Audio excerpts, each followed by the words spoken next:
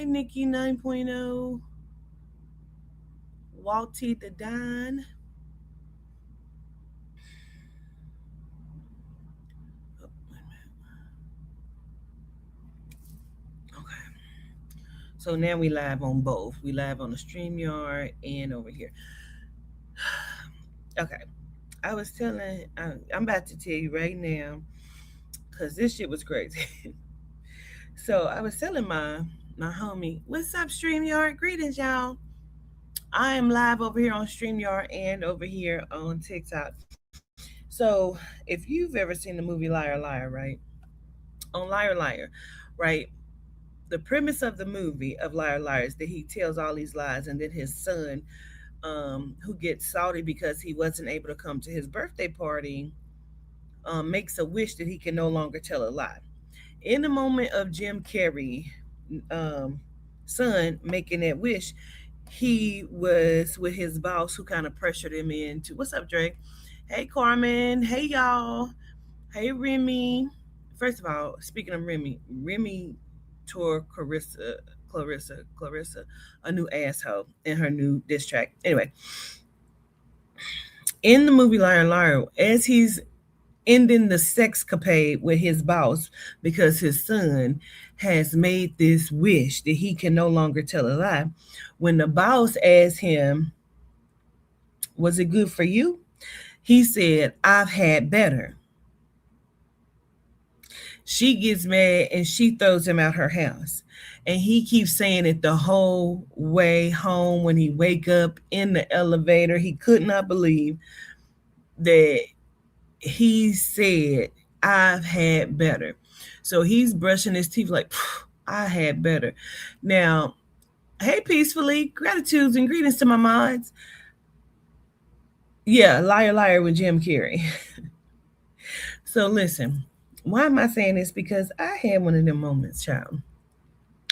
So, earlier today we did the live where I'm doing kind of like the Bible study, right? So then I click on TikTok a few hours ago, and I see that they are on live and they're discussing Jasmine Gardens in um the prompted debate that she had with two of the 20. She had two of them on her page today. And so, because I was in her comment section, I'm like, oh, wow. Like, first of all, let me just say, it was very weird energy. Okay, I'm about to talk about it because, girl, let me just say, I love discussing theology and all of this. Now, I may not be as versed, but I pride myself, and maybe I shouldn't use the word pride, but I am very good. I'm very good with my gift, right?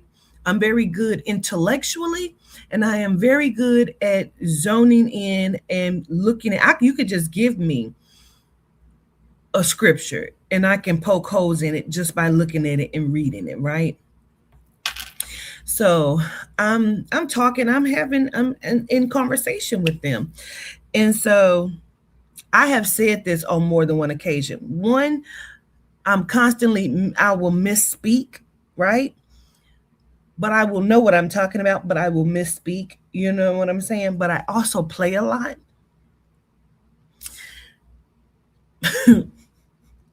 So tonight, while I was on there, I said the word Lord by etymology means a loaf of bread, right? I'm misspeaking, but I play so much, but I'm not. I'm being serious, but at the same time, I'm misspeaking because I keep saying it over and over again. Now I will go to the etymology and I will read it, right? And when you read it, of course, it says guardian of bread. And then it breaks it down, a loaf of bread, this, and that, right? So when I say it, I'm making my point. The point of what I was saying was this. When you read the scripture of Job, right? When you read the scripture of Job, Makahulu, stop it. Because this is what it's been bothering me all night because I felt terrible that I said it because I felt like if I do it that way, I will lose the battle before the war begins. Do you understand what I'm saying? So, because of the point that I was making, was that in Job, the Lord is speaking and he says to Satan, if we're saying that this is a literal text, right? Although we know it isn't, well, at least I know that it isn't, that, excuse me, I'm saying it as if it's a literal text because they were discussing Job. And I was just looking at it. I just read it because Job is one of my favorite scriptures, but I'm actually looking at the text at this moment. And I say, the Lord is speaking because they were, like I said, debating about where Satan was and how this text began. And I said, well, the Lord says to Satan, have you seen my servant Job? He is a faithful follower and he of God. And so as you read it, right, you will be able to see what it says. The Lord is speaking to Satan and he divides himself from God. So he says, Job is my servant, because the word Lord means person, ruler, or master. So as that is what that word means, and he says, Job is my servant, meaning Job serves him. He is his servant. Job works for the Lord. He says, but then he says, he is a follower and a believer of God, not of me, of God, meaning there are two separate people or entities, deities, people, things we're talking about. In the way that it is written, it separates the Lord from God. That was my point. And then I say, by etymology, I say by definition, Lord means man, master, ruler. But if you look up etymology, it means a loaf of bread. And so they're like, what? I'm like, yeah. But I misspoke, right? Let me see what that is.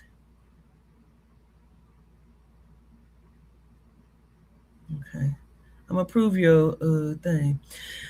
So I misspoke and I'm like, because I keep saying it, but I know what it says, but I keep saying it because now I realize I'm misspeaking. But I play so much that it doesn't bother me that I've said that. You know what I'm saying? But now everybody else has discounted what I'm saying. So that's why I said, if I do that, I have to be clear about what I'm saying. But let me tell you why I was trying to hurry up and just get it out, because the host kept saying, her name is the Empress. She kept saying she was tired. I saw her yawning, and I never go up on people's platforms. You know what I'm saying? So I was already nervous because I was so excited because I love to do this shit. And so when I said it, the girl who was up there, her name was Queen something. I don't know what her name was. I feel like she was being really nasty to me as I was trying to say what I was saying, making my damn point about the Lord and God being two separate people. I wasn't even talking to her. I was just trying to make the point. And I feel like she was being shitty, but before I even started speaking, the person whose platform it was, the Empress, every time I went to speak, she would start singing. And so now I'm in my mind like, oh, she really doesn't want me to say anything, because she kept going off about people talking over her.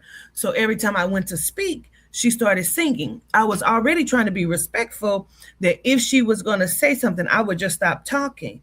You know what I'm saying? So I kind of got in my head about that. So I was in my head like, damn, maybe she's tired of me talking, because I have a tendency to talk. I will talk. You know what I'm saying? Especially if I'm making a point, because I like to do theology and deconstructing of the Bible. Now, if you know me, you know I will misspeak, I will mispronounce a motherfucking word, baby, and I will watch some shit back like, bitch, you said that, child. They probably didn't even know what the fuck you was talking about. But that's just how my mind go, because my mind be going fast, right? So I'm like, so at that point, I see that some people in, you know, what you speak of, it happens. People were trying to find a way. Yeah, but it was just like, I felt bad. I felt so terrible, because I'm like, I feel like I'm misrepresenting my stance. You know what I'm saying?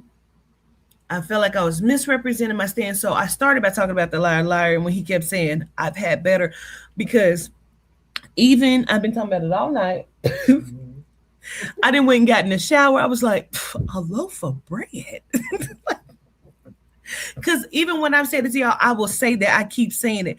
You know what I'm saying? But I know that it means guardian of the bread, but I just keep saying it. You know what I'm saying? So me not even thinking, I'm like, a loaf of bread, bitch. Like, and so, but the thing is, I feel like this would wish your mind. It did. It did, pretty vicious. Let me tell you. Because as I'm in the shower, I felt like soul and spirit wanted me to see, if you're going to do this, you better have it together. You better be correct in what you're saying. Um, do your due diligence.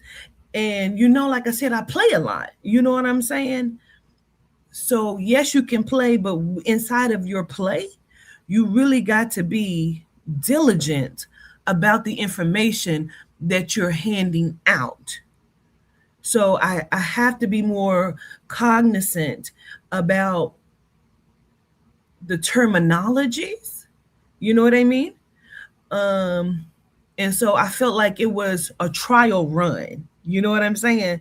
A trial run to say, hey, calm down, slow down, because I was shaking the entire time. Because one, I was so excited, and two, I was very nervous because I'm always in my head about how I'm being perceived by people. I never want to come off as a know-it-all, but I want to wake our people up to let you see this shit is wrong. This is not correct. Your mind is being fucked with, right? And I don't want to lose the battle before my war begins by people saying, this bitch said a motherfucking loaf of bread.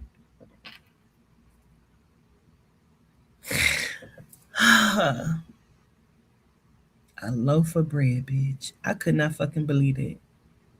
What killed her? A loaf of bread. God damn. Listen, that shit sent me. I seen her been cracking up because I just like a fucking loaf of bread, bitch. Yes, but I know because I will look at the etymology and I know by etymology what it says. But I couldn't, after that, the conversation was already chaotic. And so it went in so many different places that I couldn't come back to say, okay, yeah, I misspoke, but this is the point of it. To the point where it was just like, I'm gonna get down because already the queen person made me feel, the host kind of made me feel a way, but she allowed me to speak. But the queen person, I feel like she was giving me such like disdain and attitude, and I'm like, I don't even know who she is. I was not even talking to her. I was just trying to make the fucking point, bro. A fucking loaf of bread, bitch. But I take it.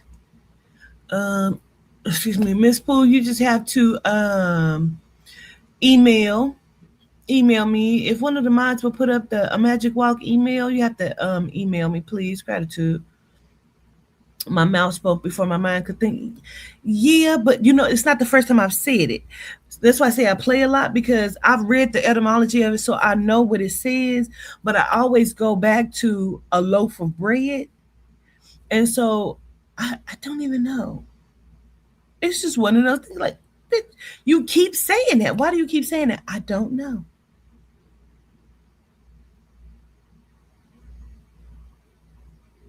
It pissed me off so bad.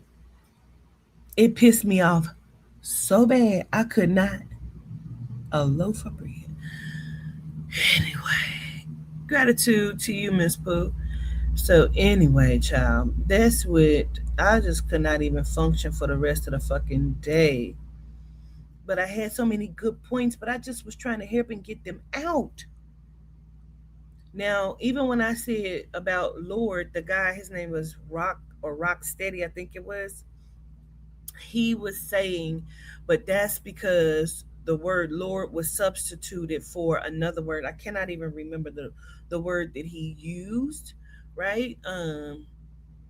He said the original word in the text is something, and I cannot think of what he said it was. Um, mm, but that also showed me, because my thing is I can debunk the Bible, I can deconstruct the Bible, and the text that it's in. Now I don't go into all of these other books because the books that I have read, I'm just like, this is crazy, but it don't talk about this shit in the Bible. But if we're gonna hold the Bible as dogma, like they were telling me, like, oh no, no, yeah, I do. I really do need a pen and paper, right? They were like, no, it wasn't Mary of Magdalene that was the prostitute, but growing up, she was always taught, it was always taught that she was the prostitute, right? And they're like, no, we found out that it was Mary of Bethany, and it was the this and the that, and Gregory Pope the first misspoke, he accidentally said. And I'm like, no, that is not correct, because I grew up in church. You know what I'm saying? To the point where, because after my mom died, we would have to go to different people's house and different people take you to church, and sometimes but you had to go to church multiple days, right? Uh, what it was, they're trying to say is Mary of Bethany, but the other lady Tasha was like, um, she brought up the Mandela effect, which is what I be thinking, because I'm a researcher all the time, always have been. I actually have a Bible in one of my storage units that has a lot of shit highlighted that I talk about, but when I go to find it in other places, I'm like, I have shit highlighted, right? Um, and I'm like, but why am I not able to find it? And she was bringing up how some things that even I think she was saying she looked at was no longer in existence, and we already know what the Mandela effect is. You know what I'm saying? So I'm just like, we already know that they changed shit, but then people don't want to admit that they changed shit, although they tell you they have the CERN machine, which is how they loop and change shit. So, you say metaphysical allegory, exegesis, I don't know how to pronounce that word, are helpful. Yeah, I don't really know what that is, but you say how many more Marys? Hold on, is it 13 or more? I don't know, but when I read it, when I looked it up, this is what it said. Um, and that's why I said no, because this is what it says. It says all four Gospels record her as a devoted follower who witnessed the crucifixion and was the first to see the risen Jesus at the empty tomb. Right? John 20:11 and 18. 20:11 through 18. Now, when you go down and it reads, it's a rumor. It says the conflation. In 591 AD, Pope Gregory I gave a famous sermon that mistakenly combined Mary Magdalene with two other figures from the Gospels: the anonymous sinful woman who anointed Jesus' feet in Luke 7:36 through 50, and Mary of Bethany. The sinner label, because the woman in Luke 7 is called a sinner, Pope Gregory assumed her sin was sexual prostitution and falsely applied that identity to Mary Magdalene. That's a lie. That's a lie. First off, that's a lie. Inside of this allegory, this fictional text, but that's also a lie because it was never taught that way in no church that I've ever been in no scripture that I've ever seen. Mary of Magdalene was the prostitute. Period. Second point is the Pope established the dogma, right? Um, I have to look at it to get the actual which pope it was. But once the dogma was established, saying that, of course, Jesus is the Son of God, and Mary was his virginal mama, and it was an immaculate conception. We don't have Mary's last name, so we're saying Mary as Jesus's mom. The birth being immaculate, which is why really they was establishing the dogma so no one could question. So that's what the dogma is, that no one could question what is given inside of that. So, because everything goes through the Vatican and the Pope, because the Pope is what? Not only is it the home of the prophetic serpent, Vatican, Vatican can, right? Um, it is also said that the Pope is God's representative. So if the Pope states it, it is supposed to be dogma, meaning it is supposed to be seen as fact. They don't accidentally speak. It's not a mistake. So if he stated it and it has been taught all of these years, there is no mistake in that. You understand what I'm saying? They were trying to discount what I said by saying Jesus was her pimp. I don't care what word you want to use. She was the prostitute. She was a whore. And how was she getting her money? Because the money that she got, along with the other women, they were funding the trips. They were funding the trips of Jesus, meaning his work. All of the shit was being funded that way, right? I'm having some connection issues that keep coming up. Can y'all still hear me? So that's why I said that, because that's what it is. And so the lady Tasha was saying she had watched, okay, gratitude. She had watched the movie that they told her. I think it said The Last Temptation of Jesus. In this movie, they showed that Mary was a prostitute. Mary Magdalene was a prostitute, and she was getting knocked down by all of these suitors, all of these men. They were using her as a prostitute. And so they say you see that in that movie, The Last Temptation of Jesus, as well as the text. It's never been mentioned about Mary of Bethany being the actual person who perfumed his feet and washed his feet with tears and cried on his feet and all of these different things. Because when Mary Magdalene saw him at the tomb and she did not recognize him, he sent her to the same place where they were or went to, and told them to go over there and tell them basically that I have risen and I'll be to see these motherfuckers, right? So that's kind of what that is. It's never been said, oh, that ain't really her. It was Mary of Bethany. So then the other lady that was up there, Lily, who actually, she says she's a fan of my work. She was saying, well, then it would also make sense of the one guy, the prince who was, wealthy, when Jesus told him, you can't get into to be my follower, a kingdom of God or whatever it was, until you give up your riches. And so they're like, no, no, no, that ain't the context. So what you said never was taught Mary of Bethany. Exactly. And it was like, no, the context of that is he told him that a rich man can't get into the kingdom of heaven. He said it would be harder for a rich man to get into the kingdom of heaven.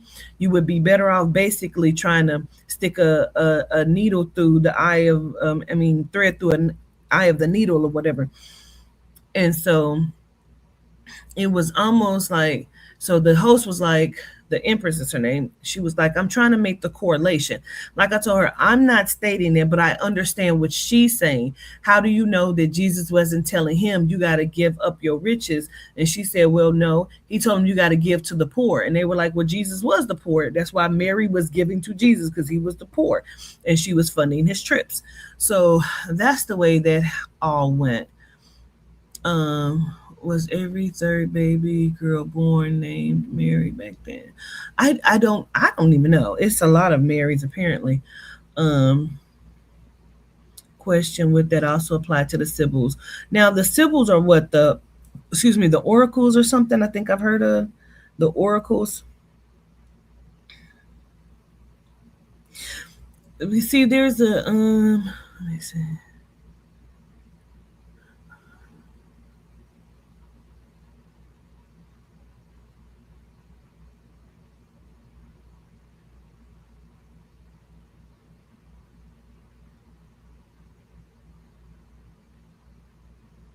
Unfortunately, I had to. This is pretty vicious. Unfortunately, I had to block you after all these years because your mods don't agree with me. I don't understand that.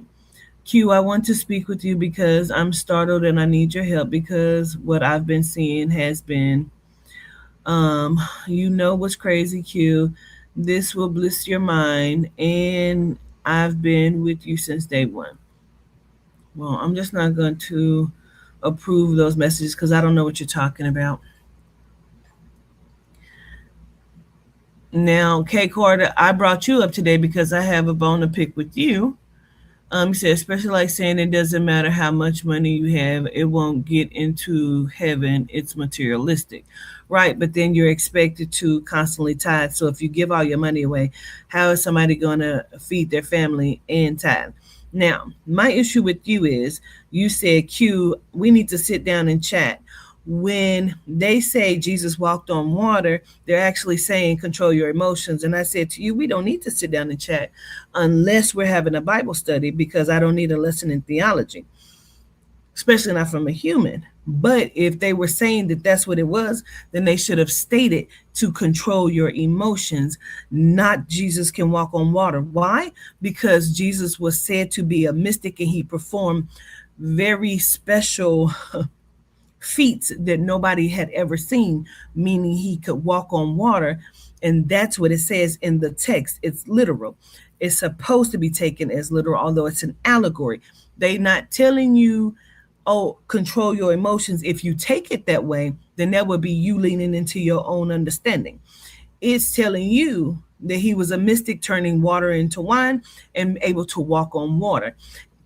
Now, could there be other references as what was being said?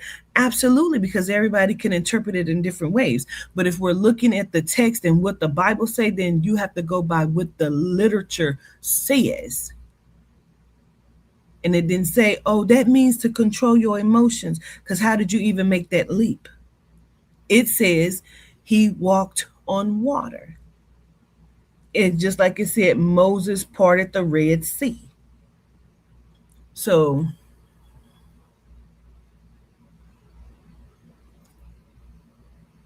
I'm talking about what the text says, not about what your understanding is, because everybody could do that. You know, that's your understanding. We ain't gonna sit down and you school me about what your understanding is, as if it's better or different than mine. I'm telling you about what the text says. It says he performed miracles and miraculous feats, like walking on water, turning water into wine, healing leprosy. Someone touched the hem and cloak of his piece of clothing and was healed. All you have to do is have faith of a mustard seed. So I'm not saying you're better. I'm just saying that's my understanding. Correct. You said to me, I understood what you said. You said, Q, we need to sit down and have a chat. When they say that Jesus walked on water, they're talking about controlling the emotions. And that's why I said to you, why would I need to sit down with you to get your understanding? Because that's not what the text says. You want me to sit down with you to discuss what your understanding of something is? That's what I'm saying to you. It's all metaphors and parables. So this is my thing. It's all an allegory. It's all stories made up, right? Yes, but I was saying it in a playful way, not negative. No, I got it, but I want you to understand what I'm saying to you. But you still want to sit down and have a discussion about what you understand it to be, as if what I said was incorrect, and it wasn't. I'm talking about what the text said.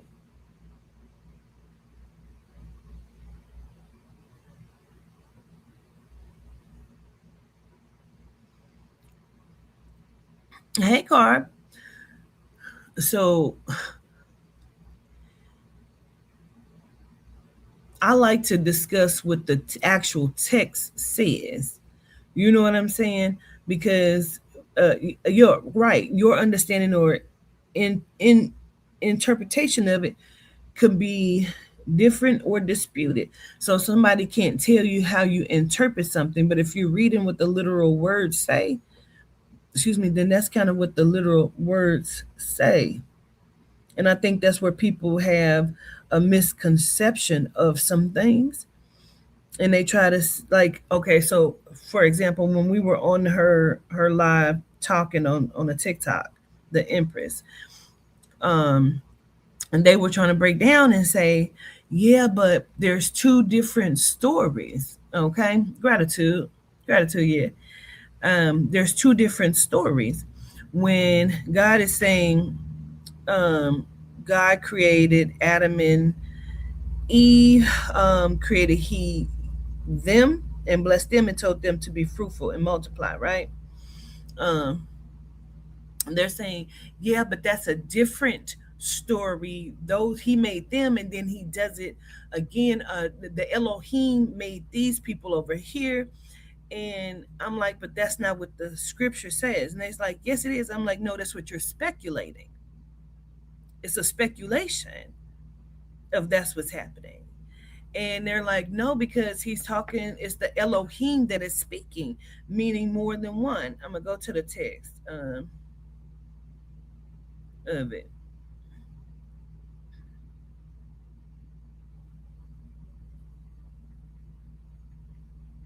And I'm like, no, that's speculation. Yeah, you can decipher it. You definitely can. And I think if you decipher, it's being deciphered by what, let's even say, if you deciphering it for say we're talking about just UK, K Carter. So if we're just saying K Carter deciphers the Bible and you read it and you get an understanding of it. I can't tell you that your understanding is incorrect. I can only say to you that that's what the download that you got from your soul and spirit of what the knowledge will mean for you in your walk and your journey, because that's your own understanding and interpretation of it.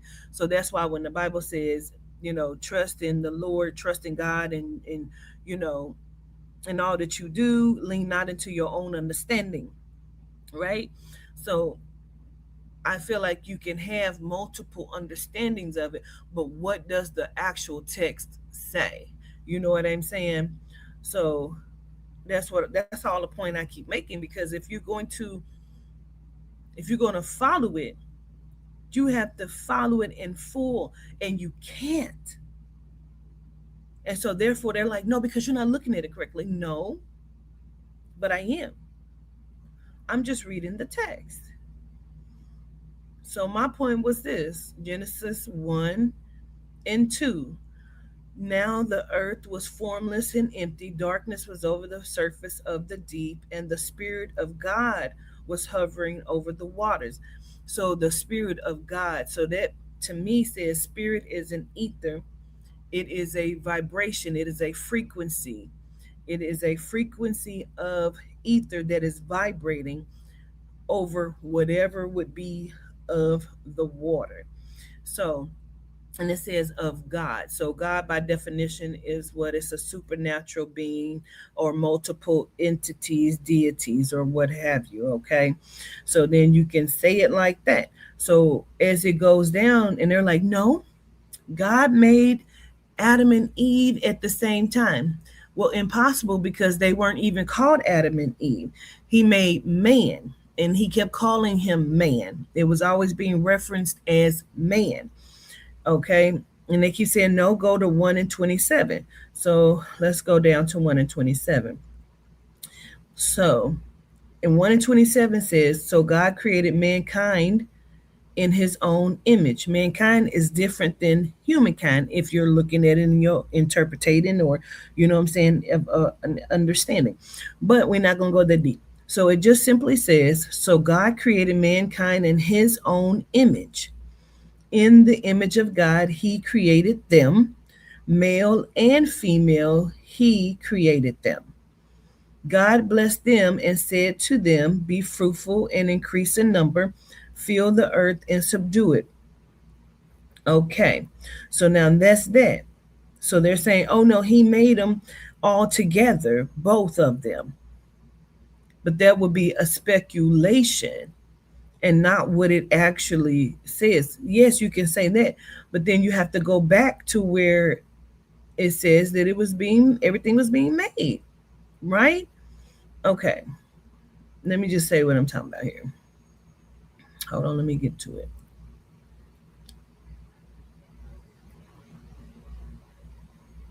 They're saying that yes, it's going back and forth. Yes,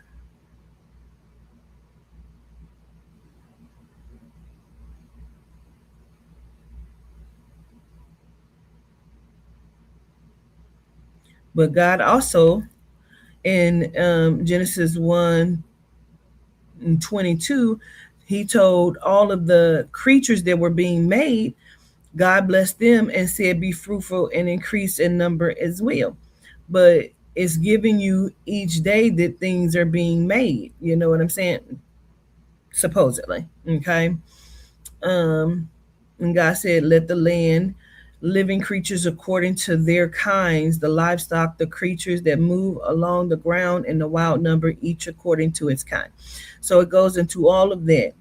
And then 26 says, 1 and 26, it says, then God said, let us make man, excuse me, let us make mankind in our image. So it goes from then God said, let us make mankind in our image, in our likeness, so that they may rule over the fish in the sea and the birds in the sky and over the livestock and all of the wild animals. Which, can I tell you something? We don't rule over none of that. They have complete like autonomy out there to do whatever they want to do. They have free range. We don't have dominion over them. They'll kill you. A lot of them will kill you. So you don't have. You tell. I dare you to tell a lion, "Come here, sit down. Come here, sit down." So you don't have that. You know what I'm saying? So that's a fallacy too. So as he's saying, let us make mankind in our image, in our likeness, so that they may rule over the fish of the sea and the birds in the sky and over the livestock and over the wild animals and all over the creatures that move along the ground. So God created mankind in his own image. It becomes singular again, right? It does. So God created mankind in his own image. In the image of God, he created them, male and female. He created them. So it's going back to singular. It's a contradiction is the point. So it goes to how you treat it, I think. You can only treat it one way. Why? Because it tells you to not lean into your own understanding. It tells you to read the text. And that's what the text says. It's meant to confuse you. So if they're telling you you don't question it, believe everything that's being said, you can't interpret it any other way. You must read the text. And then you have a preacher to tell you what it's saying, although you're reading it and it doesn't say what the preacher is saying that it says. But the preachers, they are given the okay by who? By the Vatican, by the Pope, because that is where the dogma comes from. Your preachers have to kind of go by what they learn in theology school, which is okayed by the Vatican. And so you're being taught what they have given the okay to be given, right?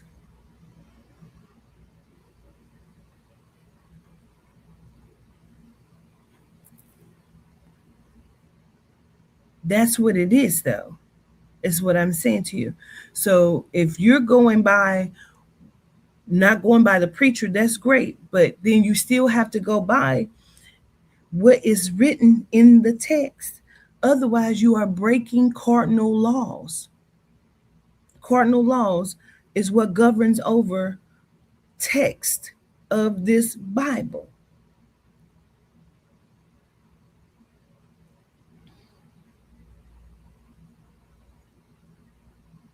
How can we learn without the teacher? Don't we supposed to ask questions and learn? Well, your teacher should be your internal download. You know what I'm saying? Your teacher's supposed to be your internal downloads. That's why they tell you you'd be better off sitting in a closet reading the Bible by yourself and all this than being in all of these other places, because you should be able to read. If it's really God's word, you should be able to, and none of it is, you should be able to read it, comprehend it, and understand it so you can follow what your God would be telling you to do. Otherwise, it's a complete contradiction, which it is. Can you take things from it? If you use your own understanding and say, well, I feel like it's saying this, so I'm going to live my life by what I think that it's saying because it makes sense to me. That's cool.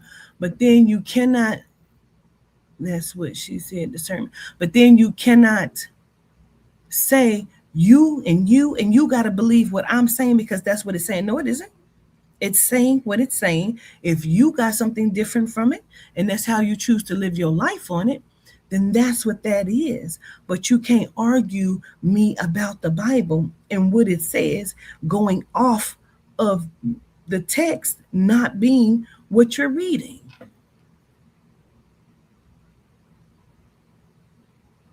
So I took humanities as well, and the stories are not true. Religion was used as money grab. Of course it is. Absolutely. So you have to go by what the text says. Okay. So somebody had asked a question and I want to make sure I'm going to pull it up.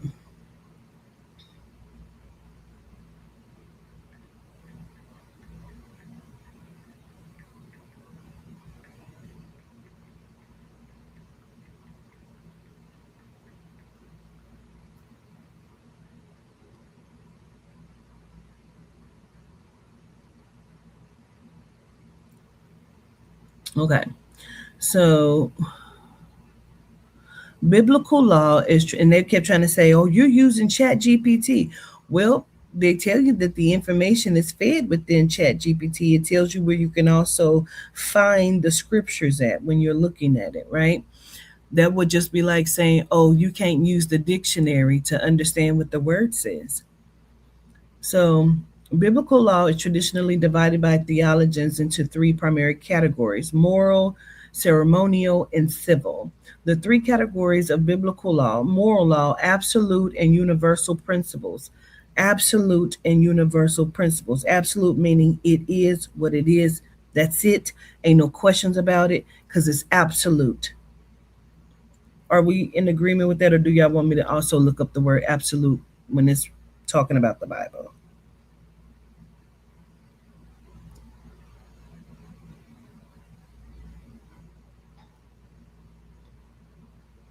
Okay. So I'm gonna Google it.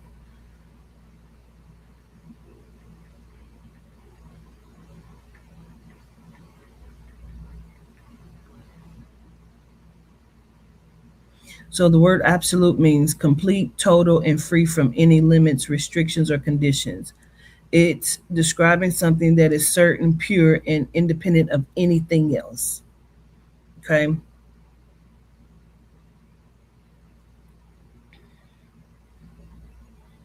So, moral law is absolute and universal principles governing human behavior and the relationship with God, best summarized by the Ten Commandments. Okay. And then ceremonial law, directives, meaning you're being told what you can do and what you cannot do, but you have free will. So, why would that ever be and stand the test of time? Ceremonial laws, directives concerning the religious rituals, temple worship, sacrifices, and purity, cleanliness codes specifically given to ancient Israel. Civil laws, judicial, societal, and governmental regulations designed to manage the civic life, community order, and land governance of ancient Israel. Okay, so now the application in Christian traditions, right? So, moral law is generally viewed by traditional Christian theology as permanently binding because it reflects God's unchanging character. But God's character is always changing. Now, this is where they were kept trying to say, no, because there were the Elohim in the original text, it says the Elohim. And so they said, in the Elohim, it breaks down all of these different L's, El Shaddai and El Adonai, and all of these different things. And then you may pronounce them in different ways. It depends on which text you're looking at. And then when you look at what those words mean, it could be knowledge and different things like this, right? So that's what the Elohims are. Um, but if you're going again by what the Bible says, and they say, oh, because it was changed from its original text, what's on the scrolls. But you haven't seen the scroll, you haven't seen the scroll, I haven't seen the scroll. If they wrote out the scroll, and so the guy Rock, he pulled up a text that was written in a completely different language, and he's asking the girl, well, what does this text say? Because if you're saying that her point was that God can decipher and give you any answers, and he said, okay, so ask God, your spirit, what does this text say? But it's in a different language, whatever's written in the original scroll, Torah, or whatever you want to call it. Excuse me. So she was like, no, you can't do that. You have to, like, you trying to be funny. And that's kind of where I kind of stepped out at. But I'm just like looking at it. So we can't say, well, no, because the original text on the scroll says this, but you weren't given that. You can't decipher it. You don't even know if it's real. I can go and all of these different things I have written here, right? Um, and and I can go and I can put it up somewhere because they've already told you that they have the Holy Grail, and they told you that that was a chalice that Jesus drank out of, and that's what they was drinking the blood out of. But when you look at chalices in movies, they drink blood out of, but it's a ceremonial and ritual type thing. So if we're going to look at it, we have to look at it with truth and fact of what you're being told and shown. Even when it comes to communion, everybody on here pretty much be in agreement that communion is a ritual. If you're not in agreement with that, then you're not looking at it correctly because you're saying that you're drinking the blood and eating the flesh, meaning you are giving okay. If you agree with that, then you agree with the ritual practice itself, which is how they do shit here in this simulation. So if you're gonna go to church every what is it, first Sunday? Is it first Sunday, third Sunday of the month or something? And you take communion and you say, that okay, we're going to drink of the blood and we are going to eat of the flesh. But why would you need to do that? You're not even asking yourself, why do you need to do that? Whether you're drinking the juice or a cracker, you are taking a ritual that gives okay to this sort of practice. So yes, we're coming into agreement with this practice by eating this. So therefore you cannot be upset when you hear people saying they were drinking the blood of babies and eating their flesh. That's not nice. That you can't do that. That ain't cool. I ain't never, but you do. You do it every month at church. You're okay with that practice. So if I got this and I come present it, what is this? This is a scroll. This was from ancient.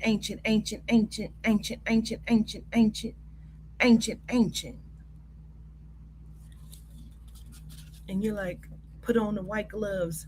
What does it say? It says, and then they begin to read it. That's great. But who wrote it? God does not have a face nor anatomy. And again, we could just stop there because my original question was to them was who is walking in the garden? What God is that?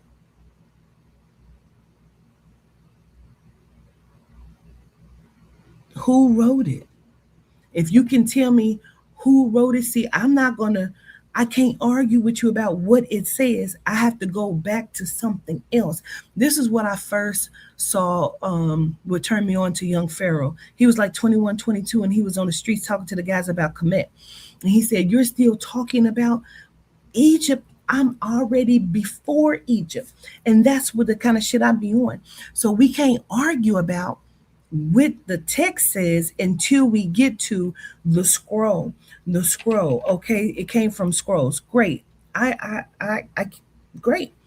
Who wrote the scrolls? Did God or your Jesus write the scrolls? No. Peter wrote it, John wrote it, James wrote it, Moses wrote it, but their names was different then. It wasn't really Peter, James, and Paul. Okay. And where did they get the information? God spoke to them. Okay, so you're telling me that I can't write my book because I have two Bibles that I've written. You're telling me I can't write it because what? You telling me that what I know to be as soul and spirit, my God has came through me and told me these downloads, and I have written it down. I channeled this information and wrote it down, and you're telling me that it has no validity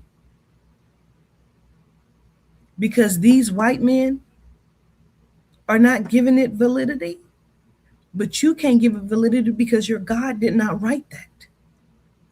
I don't give a fuck how many gloves you gotta unscroll it with and write. You can't hold it. I have to hold it and touch it. And I'm gonna tell you what it says. That shit don't mean nothing to me. Did your God write it? God would have had to have on white gloves with a pen and would have to be writing it in my face for me to believe what the fuck it says. Otherwise, I'm gonna go by what I have been downloaded and given. As Miss Lily kept saying, well, the Elohim means these names means this, it means this, this, and this. And I said, but what you're really describing to me is the functionality of the mind, not even the brain, because the brain is something different, of the actual mind is what you're describing to me. Jealousy, anger, knowledge. You're telling me the actual functions of emotions and the mind. We're not talking about literal gods. That is the God. You are the God that you serve. So why is it wrong for me to say that? You say, so how do we know who's telling the complete truth? That's my whole point. So that means you need to go inside of self and have that conversation with whatever your God is, because can't nobody else tell you what your God has said to you, because God is ether. So whatever your soul and spirit tells you that the truth is, that's what the truth is. It's your truth. It ain't got to be my truth. If I started teaching and I'm talking, and I don't even call it teach, I would just be talking. If it registers to your soul, some people are like, oh, her message don't register to my soul, honey, my spirit. That's great. I understand it. If the message of Jesus registers to your soul, I don't have an argument, because maybe that's your truth. It just ain't mine. So 20 Christians can't tell me there's no other way to heaven. Where's heaven at? God came and got Enoch and he walked with Enoch. Where did he walk? Because Exodus 33 and 20 says, God said, no man has ever lived to see my face. Whoever saw my face, you can't see it and live. So God is going to be like, look at me. I'm about to kill you. Don't look at me. I'm going to kill you if you look at me. It sounds like a motherfucker robbing you. Bitch, don't turn around. What are we talking about? So ain't nobody ever seen the face of God. So how can you tell me that the God in the garden is walking. None of that is true. It's not true, any of it. When you look up how did Luke, Mark, John, Matthew, any of them, how did any of them get their information? They were interviewing people. It's hearsay. What somebody told them. Do you understand what I'm saying? So that's like me going to interview people and then be like, hey, Jesus said, what'd he say? Well, he told Jessica that wait a minute, that he Jesus told Jessica, he didn't tell you? Mm-mm.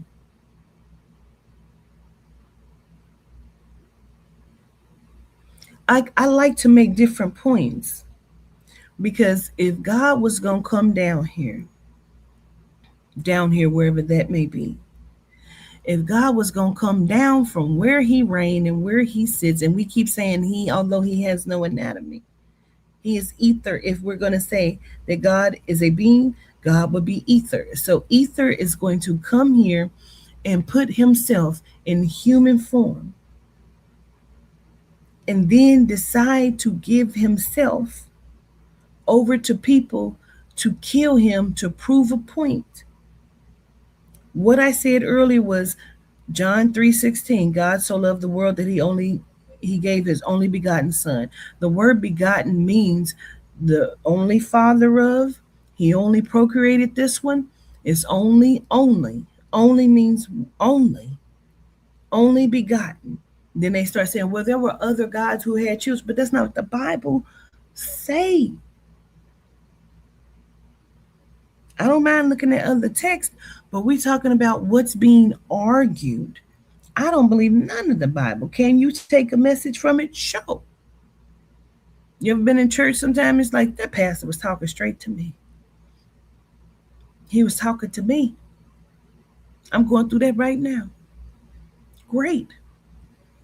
Great.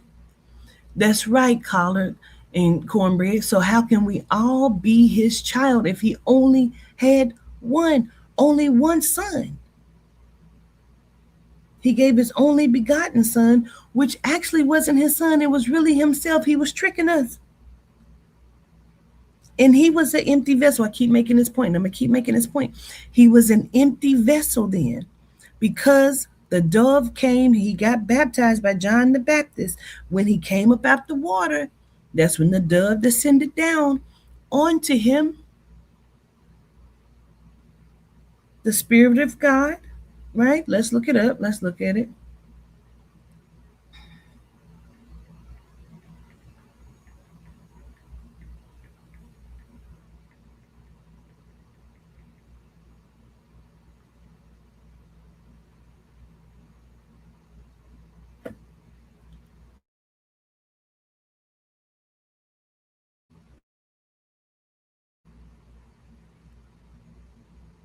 Okay.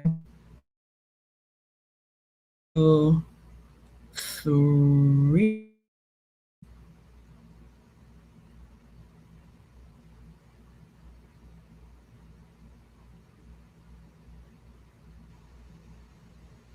Okay. So we're going to start at 3 and 16, right? My father is not in heaven. My father passed away. His physical body is in the dirt and his ether flows through the simulations chords of frequency waves in the cosmolite. Because we're in brain waves. We're in the brain. We are within a simulation that is it's not nothing is real. This is all fabricated thoughts. So my father is not in heaven. So 3 and 16. Jesus replied, let it be so. It is proper for us to do this to fulfill all righteousness. Then John consented. As soon as Jesus was baptized, he went up out the water. At that moment, heaven Heaven was opened, and he saw the Spirit of God descending like a dove and uh, alighting on him. And a voice from heaven said, "This is my Son, whom I love. With him I am well pleased." Okay, now that's what that says. Now, so if God's Spirit came and descended on him at that very moment, at the age of, he's supposed to be 33, I think, right? So he's 33. No, not literally. What do you mean? That's what it says. That is what it says. That is what the text says. You can't tell me what your interpretation is because it says, lean not into your own understanding, meaning you got to go by what the text says. That's why they keep telling you this is a physical person and this is what he did. So if it's not literal, then why do you get baptized at church? You shouldn't have to. What does that mean then?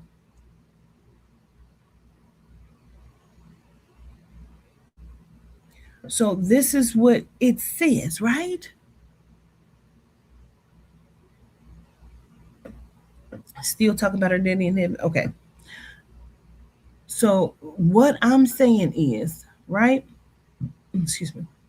What I'm saying is, if this is the case, right? Good question. As soon as Jesus was baptized, he went up out the water. At that moment, heaven opened.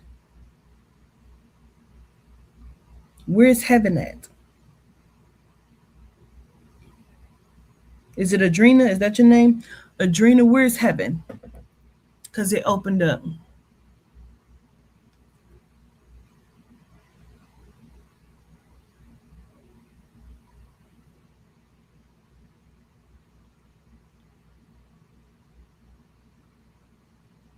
You said you like to think that heaven is death, but that's not what they say. Heaven is where? It's not what you like to think. What does the scripture say? Where's heaven? See what I'm saying? We can all do that. But if we're going by the scripture, what does the scripture say? So if heaven opened up, I won't even continue to ponder on it, right? Because my point is this: at that moment, heaven opened and he saw it. He saw the Spirit of God descending like a dove. So therefore, they're saying that the Spirit of God is descending like a dove, meaning flying through the air, and it can be viewed. He saw it.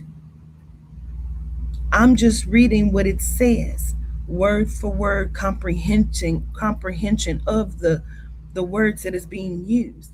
He saw the Spirit of God descending like a dove, meaning coming down like a dove. Doves fly, so it's flying, coming down, floating, and alighting on him, meaning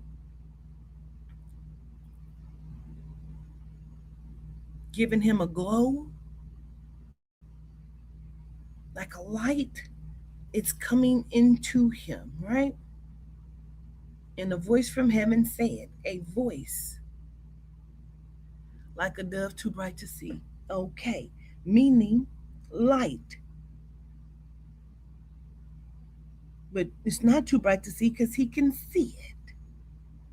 It tells you he can see it. Otherwise, you saying Jesus is a liar. Let's sit with that. Let's sit with that. Okay. So, and a voice from heaven said, but you are. If you're saying that this isn't what it is saying. So a voice from heaven said, "This is my son." So if God didn't say it to all of these people, God is announcing it. God is announcing. Who is God talking to? Why would he be saying it if can't nobody hear it?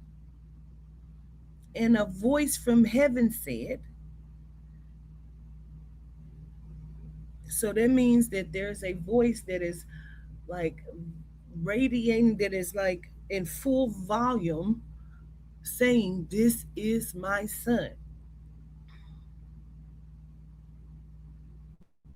whom I love, and with him I am well pleased." So then let's go to 4. Then 4, okay, Matthew 4. Then Jesus was led by the Spirit into the wilderness to be tempted by the devil. So if he knows that he's getting ready to be tempted, right? Okay, I don't even want to touch that just yet, because my thing is this: if he did not receive the Spirit of God until he was baptized, which made him what? Did it give him power? The Spirit of God did what when it came into his vessel? Because it resides within him. Because he is supposed to be God because of that. Right? Right? Right. So you say yes. So that's when God's Spirit came into Jesus, making him like God and of God and God. He is now the Father and the Son, right? So, therefore, that means he was an empty vessel walking the plane. How was he doing miraculous feats at 3 years old? They told you at 3 he was building chairs and shit. He's been a carpenter all his life. So, how was he doing these miraculous feats if he hadn't even been baptized yet?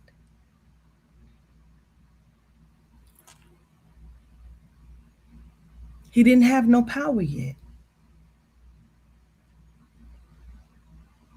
Yes, ma'am, but we can't explain what other people do now. I don't even know what that means. I'm asking you about this text. He was an empty vessel. Now, you kind of have to understand that, because that means what was in him before. If that is what filled him, because they want you to be filled with the Spirit, like Jesus was filled with the Spirit, which is why you're supposed to be getting baptized. You're supposed to be getting cleansed and washed clean and filled with the Spirit. What spirit do they want to fill you if you already have your soul and your spirit? And what was he filled with? That means he was an empty vessel. So that means he became possessed. I don't care how you look at it, because that's what that means. You got to look at what words mean. So that means he became filled with the Spirit. He was an empty vessel being possessed with the Spirit. Guess what that means? That means he was a familiar spirit, because familiar means family, and God is supposed to be his father. So a familiar spirit, he's a familiar spirit. He's possessed with a familiar spirit. That's not my interpretation. That is fact of words and comprehension. Otherwise, you're going to have to explain to me. So he has two spirits residing in him?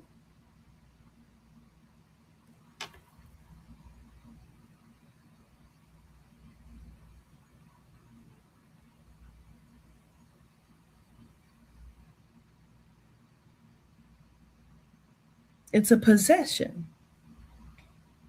And I'm not saying it's right or wrong. I'm just stating what it is. Right? And everybody always talking about that's a familiar spirit. They contradict themselves saying a familiar spirit, because that's what it is by definition and terminology.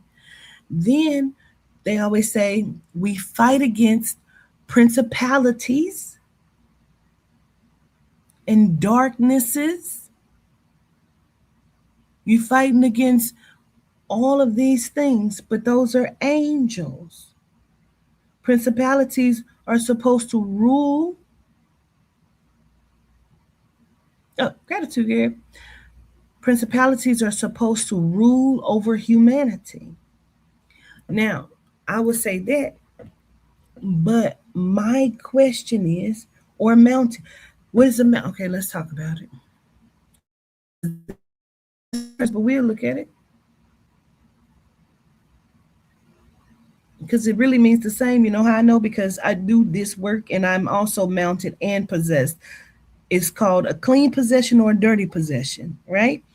When you're looking at a dirty possession, it is what they call a lower frequency, a demonic spirit that takes over your body. But if you're doing um, voodoo spiritual work, right?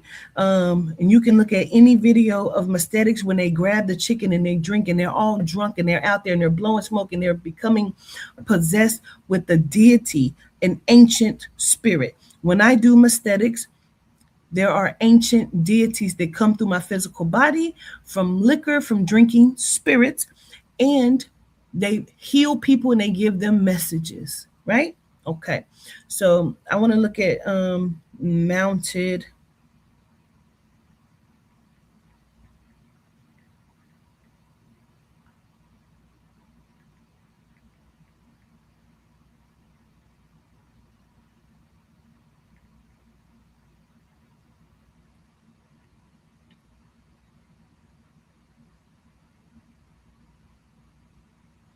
Being mounted or ridden is a metaphor used in Haitian voodoo and other African diaspora religions to describe spiritual possessions.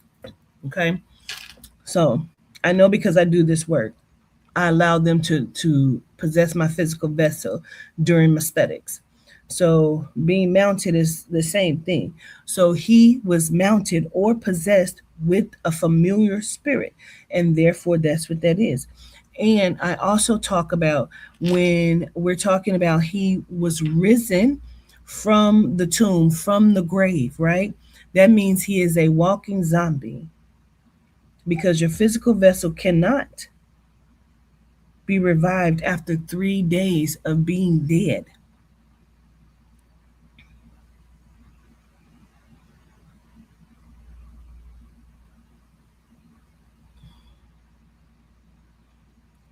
Can I control whether the spirit possesses you or not? Well, it depends.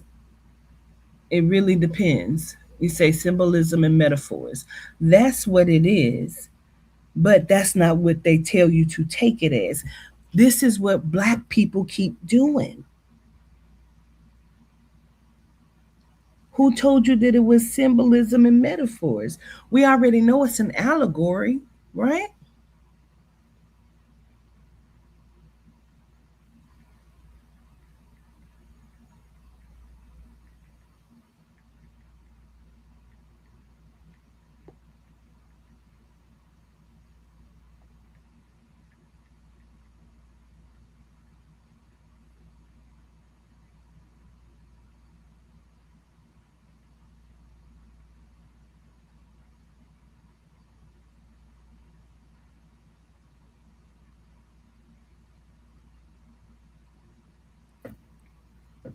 Biblical literature is not a single continuous allegory, but rather a diverse library of ancient books written in many different styles, including history, poetry, law, prophecy, and occasional allegories. So, if we're going to say that, then you have to take it for what it is. You can't just say that it is symbolisms and metaphors, because then you are leaning into your own understanding. As black people, we do this all the time. And we be like, oh, my pastor, I ain't saying what my pastor said. I ain't got no preacher. Then where did you get it from? Did you get it from grandma? Because grandma got it from preachers. You read it and got it? Because if you read it and got it, then you have to read it as what the text says, because that is what the dogma is. That is what the cardinal law is. If you're telling me anything outside of that, I can't listen to you because it's a lie. You can't tell me you read that and you got that when it's a complete jump.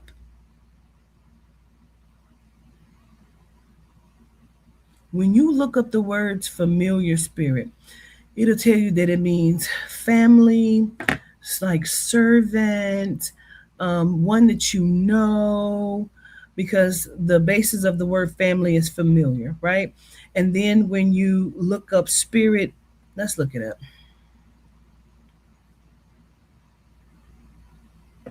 And we did it the other day, so it might still be in here. Let me see.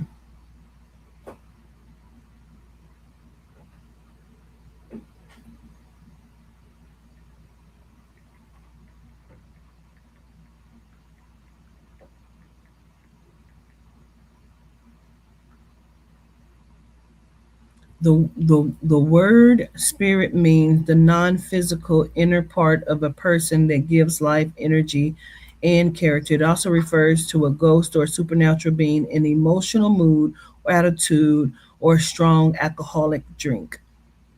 Okay, so let's go down here. Let's look at the true meaning. At its core, the true meaning of spirit is the invisible, non physical life force or vital essence that animates living things, right? Rooted in ancient words for breath or wind. Okay. It represents the core energy, consciousness, and character within a person. Now, my issue with that is that they leave out the soul. You cannot have the soul without the spirit. The soul comes first. Now, why do I say that? Because that's what I write in my literature, in my text, out of download. And I'm not talking about with the westernized Bible, say King James or none of that. I'm telling you what I downloaded and channeled from soul and spirit itself. Now, that's true for me. It may not be true for you. But if you ever read my book, a lot of people do understand exactly what I'm saying.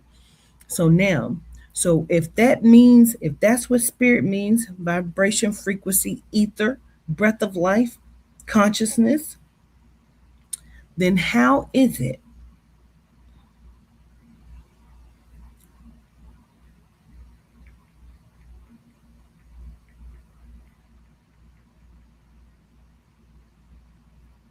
familiar spirit is a supernatural entity or demon historically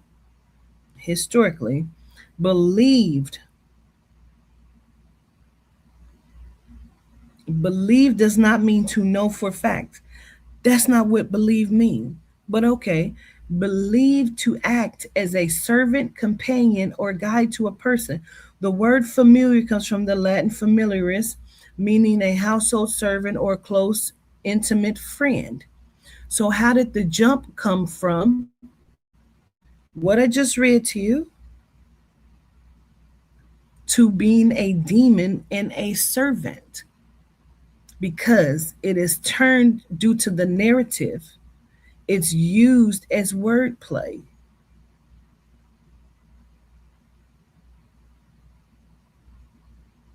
Like the word life. That's in my first book too. I talk about that. The word life. Life. That's also a play on words because when you're talking to people like the Akashic record, oh, that's in your file, that's in your Akashic record. Well, that's what your life is. It's a play on words. File. Same letters. File is life. Life. That is where all things reside. Your file is the life. That is your Akashic record, meaning your consciousness.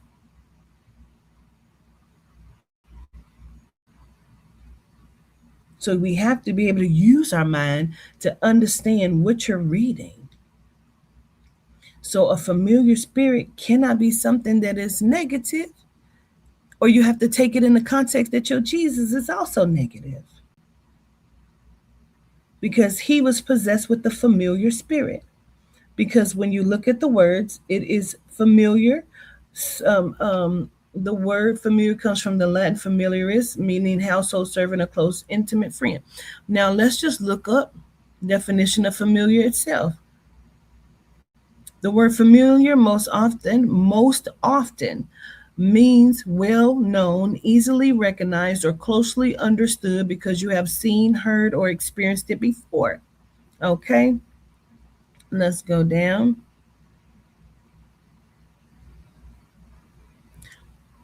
Most often means well known, easily recognized, or frequently seen. It can also mean knowing something very well, acting casual or friendly, or in folklore, a supernatural animal spirit that helps a witch. Now I want to go back because I want to also look at it this way too. Hold on.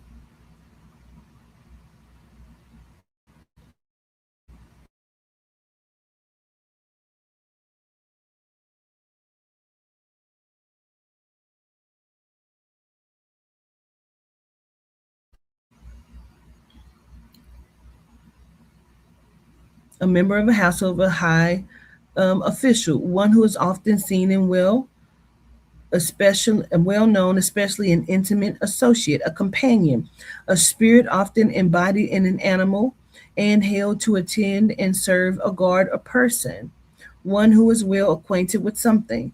One, this is Merriam, the dictionary. One who frequents a place.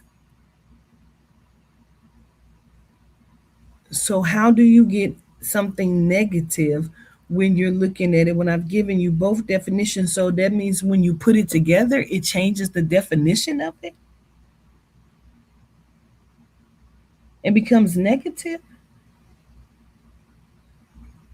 That's crazy. That's But then they tell you it's all full of contradictions. The shit is not, it's not right. It's not real. Can you make it real to you? Yes, you can. But to argue and say that people must follow it,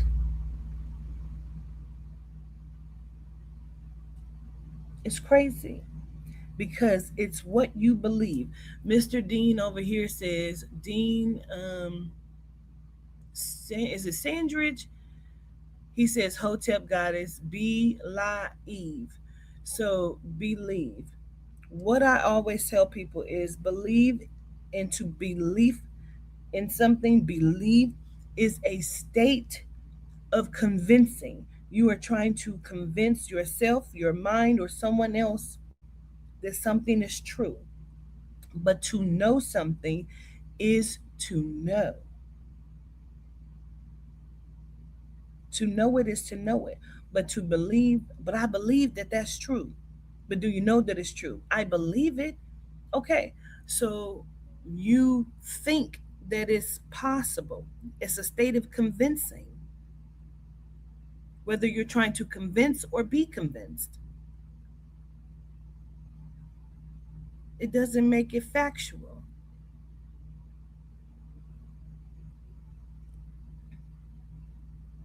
So that's all I'm saying. You got to go inside of self. You got to go inside of self. If you get something different than what I get or I'm saying, then you have to go by that if it feels right and true to you. What we do know is our people have been and is being slaughtered by the very people that claim that your God looks like, represents, and they are labeling and making all of the rules as they go along in laws.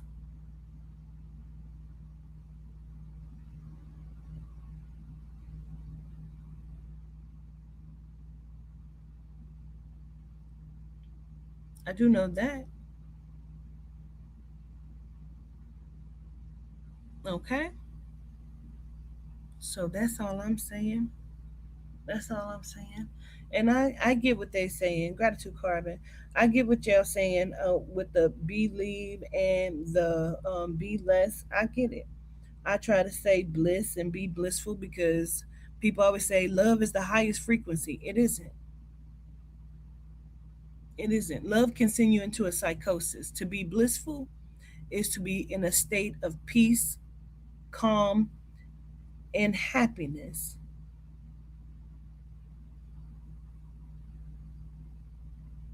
Love, they be like, love don't hurt. Yes, it do. Yes, it does. Yes, it does. And it can send you into a psychosis. But bliss, you should be peaceful. That is the highest form.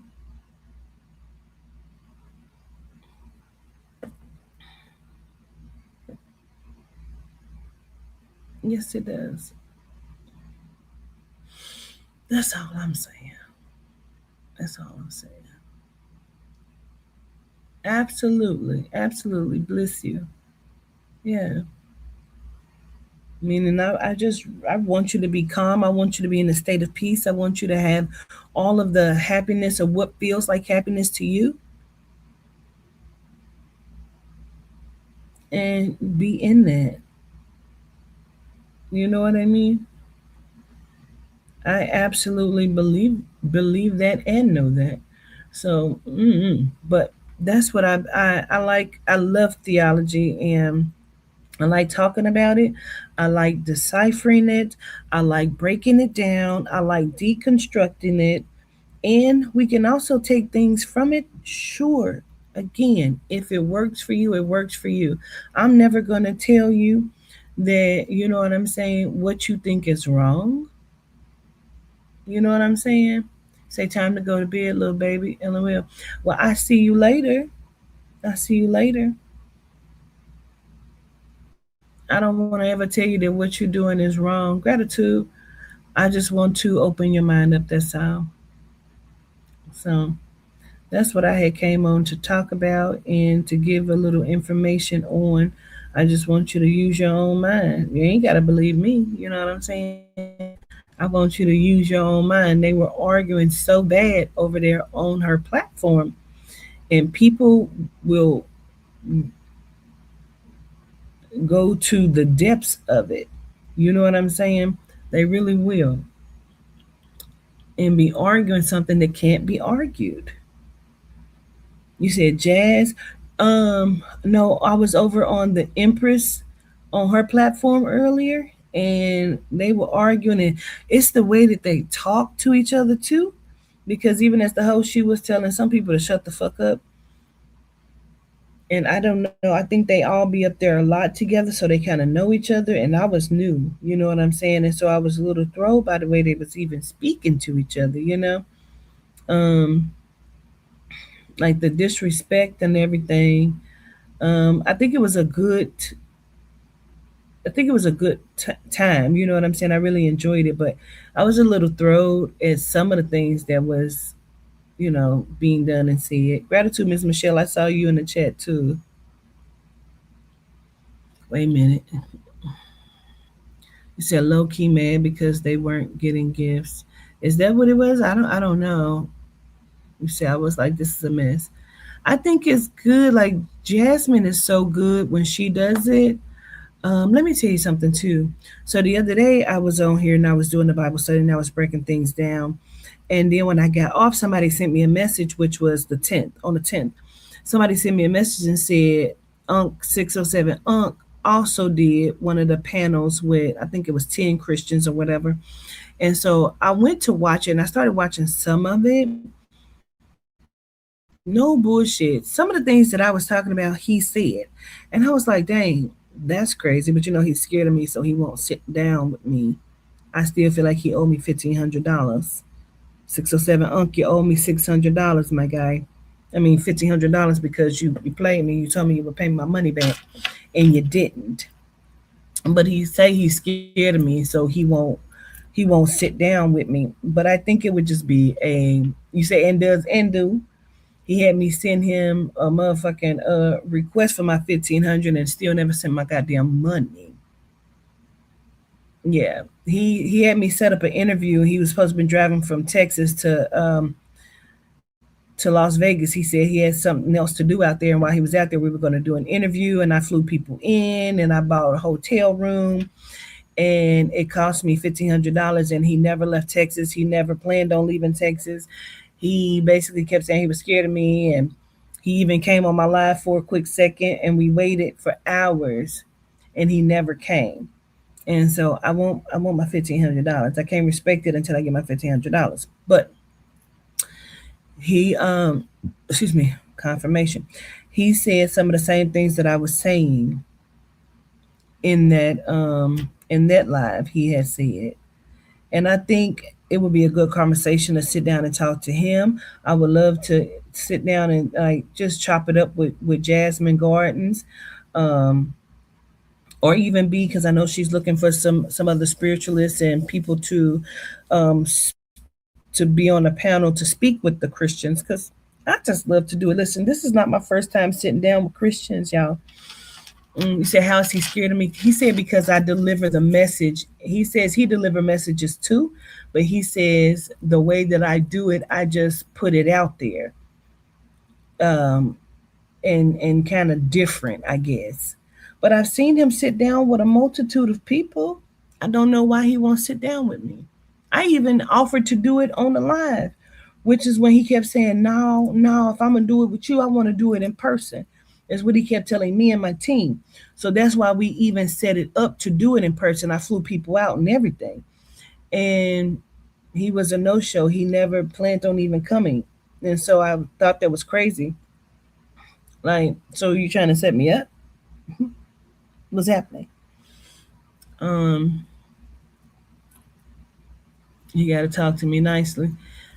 I mean, we could just sit and have the conversation. Like I thought we was getting ready to chop it up, baby. I thought we was getting ready to break the internet. I thought we was getting ready to lay it down. You hear me? But it did not happen. But I've seen him sit down with a lot of people.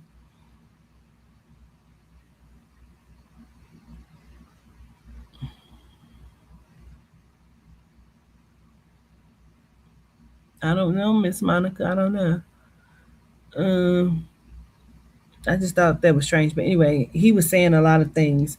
I'm so willing to sit down and do it, but like I said earlier, I gotta make sure I do it right so I can win the battle. Just meaning that, I don't lose control of what I'm trying to get to say before I actually say it and can give my message in what I'm saying. The spiritual ascension greetings. What's up? Can I get a quick reading? I'll pay you. I ain't really doing no readings right now. It's about to be 5 o'clock. You say who is Empress? I don't know. I've never met her except for today. And like I said, I was a little thrown off. She let me up and everything, and it was cool. It was good. But when I went to say my last thing, I said it was gonna be my last thing before I said it, and maybe she was irritated, like, "Bitch, get down." And I don't know, maybe she was irritated with me. But when I started to talk, she kept singing. It was it was very strange. Every time I went to say something, she started singing, and then she was like, "Oh, I'm sorry, go ahead." But I thought it was strange because she was cussing people out, telling them to shut the fuck up. She was muting Mike, saying don't talk while she's talking. So it was very weird. It really was.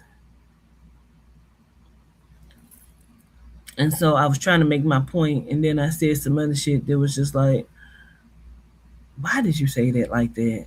Because, again, like I said, I play too much too. So I gotta be I gotta be on point if I'm gonna be doing that. I think he is afraid of just that breaking the internet, maybe. I don't know. But it would be a good conversation. It definitely would.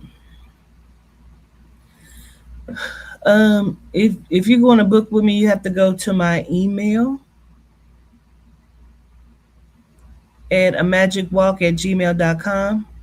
Your platform bigger than people. I don't think my platform is bigger at all.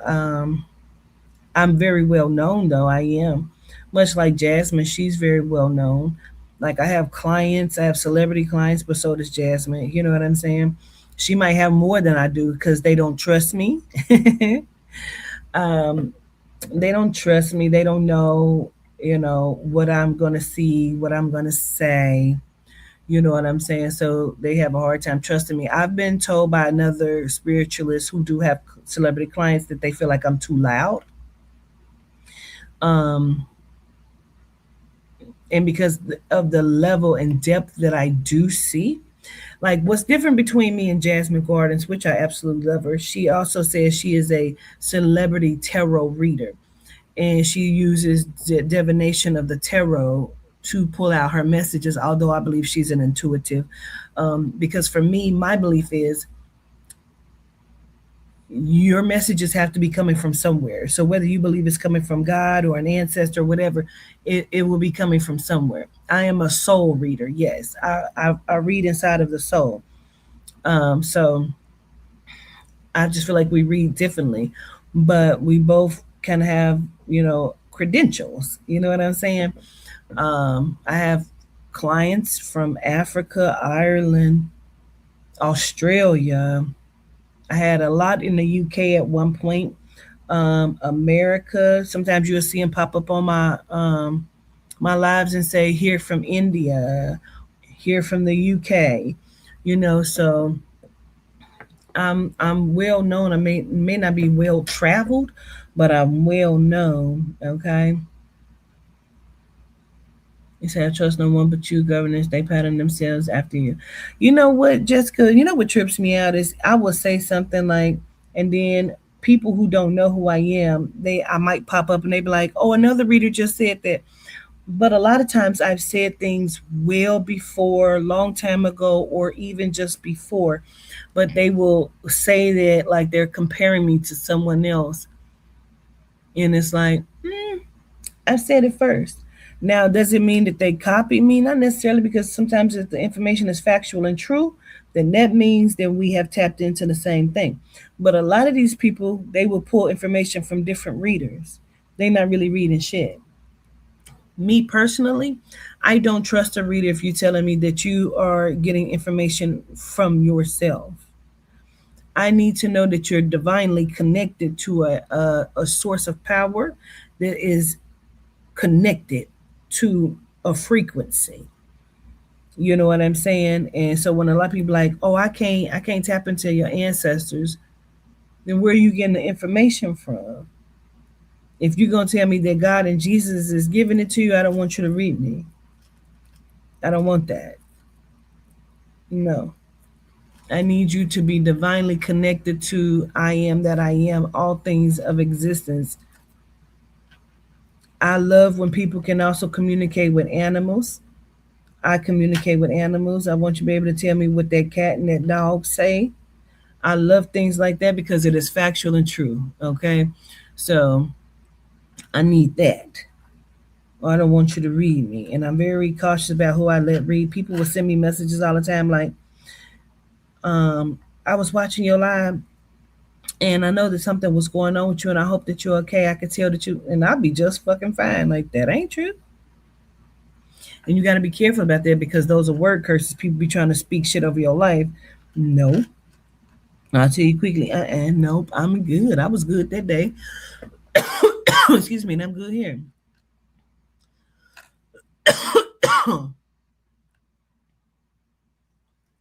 Gratitude. You said no comparison.